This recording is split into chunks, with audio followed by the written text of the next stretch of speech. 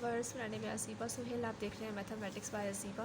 तो आज हम करेंगे चैप्टर, ठीक है स्टूडेंट्स, आज हम करेंगे chapter 14 review exercise. Okay students, question number 1 क्या कहता है? क्वेश्चन नंबर 1 कहता है कि आपने बताना है कौन सी इक्वेशन, कौन सा स्टेटमेंट, कौन सी ट्रू है, कौन सी रॉन्ग है।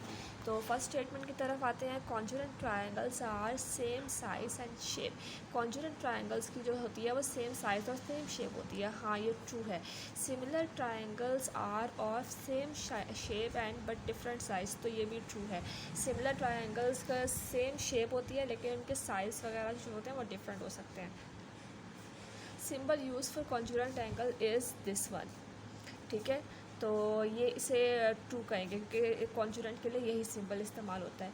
Symbol use for similarity is this one, इसको कॉरस्पॉन्डिंग के लिए भी इस्तेमाल करते हैं, तो ये भी ट्रू है।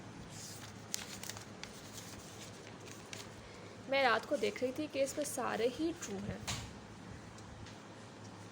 फॉल्स बस एक ही है। अच्छा, congruent triangle are similar.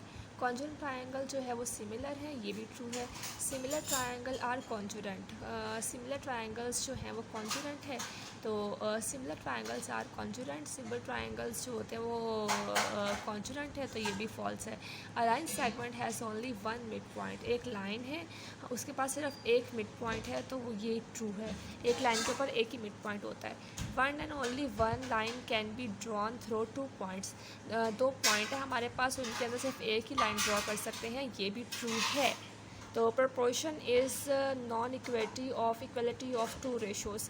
Proportion और रेशोज़ का आपको बाद में बताती हूँ मैं। रेशो क्या होती है? रेशो को हम बटे की फॉर्म में भी लिख सकते हैं और रेशो का साइन भी होता है, जैसा कि यहाँ पे ये लिखा हुआ है। रेशो के अंदर ये साइन भी होता है और रेशो इस तरह भी लिखी जा सकती है। और प्रोपोर्शन क्या होती है? प्रोपोर्शन भी आपको दिखाती हूँ। Quality of two ratios is different as proportion, that is a ratio b is equal to c ratio d। अगर इस फॉर्म में इक्वेशन लिखी हो तो उसे प्रोपोर्शन कहते हैं, प्रोपोर्शन कहते हैं, ठीक है। तो अब इसका मतलब ये भी ट्रू है। Proportion is non equality of ratio, ये फॉल्स है, ठीक है। रेशो हैज़ नो यूनिट, ये ट्रू है, ठीक है। ट्रू फॉल्स है, बाकी सब ट्रू हैं। अब डिफ़ाइन करना है ratio, proportion, congruency, triangle, congruency of triangle, similar triangles. Ratio क्या कहता है? We define the ratio A ratio B is equal to A over B. मतलब रेशो को हम इस तरह भी लिख सकते हैं, इस तरह भी लिख सकते हैं, लेकिन यहाँ बी बराबर नहीं होगा ज़ीरो के। As the comparison of two alike quantities as quantities A and B called the element. अच्छा, यहाँ पे अगर इनका कंपैरिजन किया जाए तो यहाँ पे ए और बी जो हैं वो एलिमेंट्स है। Elements must be expressed in the same unit. इसको सेम यूनिट में आपने एक्सप्रेस करना है। मतलब यहाँ अल्फ़ाबेट लिखे हुए हैं तो अल्फ़ाबेट्स ही लिखने हैं आपने, ठीक है। अब प्रोपोर्शन क्या कहती है? Equality of two ratios is defined as proportion. मतलब अगर टू रेशोज़ के दरमियान इक्वल का साइन हो तो उसे प्रोपोर्शन कहते हैं। जैसे ये रेशो है, ये रेशो है, इनके दरमियान इक्वल का साइन है, इनको प्रोपोर्शन कहेंगे। Then A B C D are said to be proportion. Congruency of triangle, two triangles are said to be congruent written symbolically. Two triangle said to be congruent, ये written symbolically. यहाँ पे congruent का sign आ जाएगा if there exist a correspondence between them such that all corresponding sides and angles are congruent, ठीक है। Congruent का मतलब क्या होता है? दो ट्रायंगल्स जो हैं वो एक दूसरे के इक्वल हो, इनके साइड्स भी इक्वल हो, इनके एंगल्स भी इक्वल हो, तब वो कॉन्जुरेंट है, ठीक है। और कॉन्जुरेंट के लिए ये साइन इस्तेमाल होता है, ठीक है। डेफिनेशंस को आप एज इट इज़ ऐसे ही नोट करते जाएं। यहाँ पे देखें, ये दो ट्रायंगल्स बनाए गए हैं, A B C D D E F. और if angle A B C D E F के बिल्कुल एक जैसे हैं तो ए बी बिल्कुल कॉन्जुरेंट होगा डी ई के, बी सी कॉन्जुरेंट होगा ई एफ के। ये देखें, बी सी कॉन्जुरेंट होगा ई एफ के, सी ए कॉन्जुरेंट होगा एफ टी के, सी ए कॉन्जुरेंट होगा एफ टी के। Angle A is equal to angle D, angle B is equal to angle E, angle C is equal to angle F.